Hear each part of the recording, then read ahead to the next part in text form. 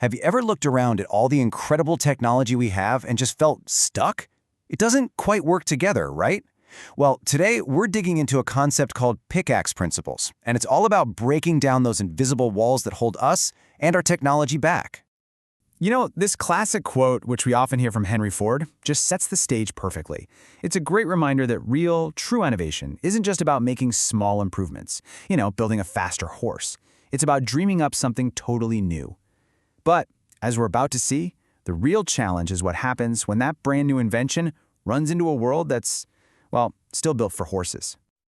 And let's be real, we are living in a world of wonders. We've got AI that fits in our pockets, connection speeds that are lightning fast, and a whole Internet of Things connecting our homes. The promise of this seamless, futuristic world is literally everywhere we look. Okay, but if all that's true, why does it so often feel like we're just wading through digital mud? Why are we spending so much of our time clicking on broken links, rebooting our devices, and basically fighting with systems that just refuse to talk to each other? This brings us to a great concept from the book, what they call the Model T problem. I mean, think about it. Ford's car was a complete game changer, an absolute marvel, but it had this one single fatal flaw. The car was ready for the future, but the roads, they were not.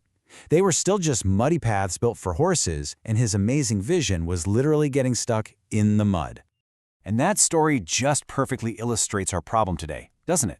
We have these powerful new vehicles, our apps, our AI, our smart devices, but they're all getting bogged down in this old infrastructure that wasn't built for them to work together. This is the digital mud we're all stuck in. So if we want to get unstuck, we first have to really understand the root of the problem.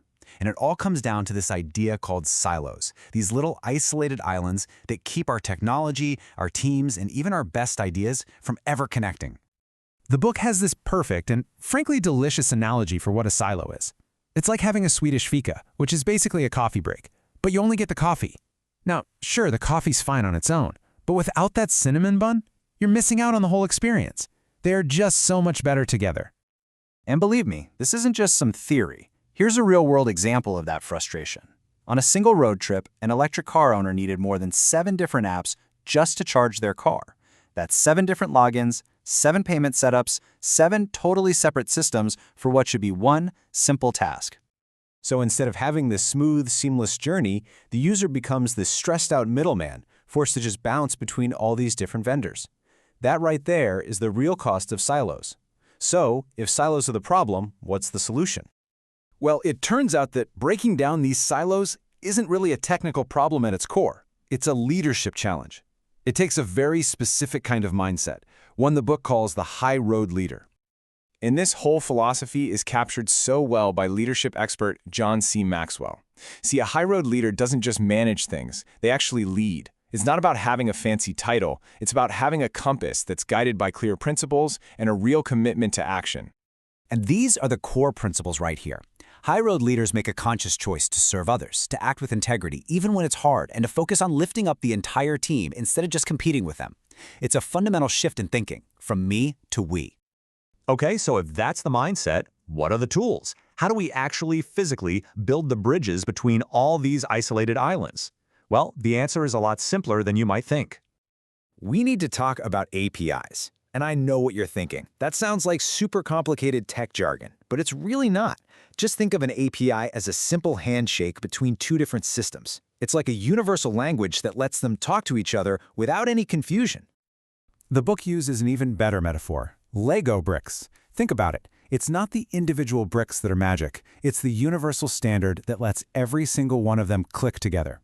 That's exactly what APIs do for software. They let different programs connect and build something way bigger and more powerful together.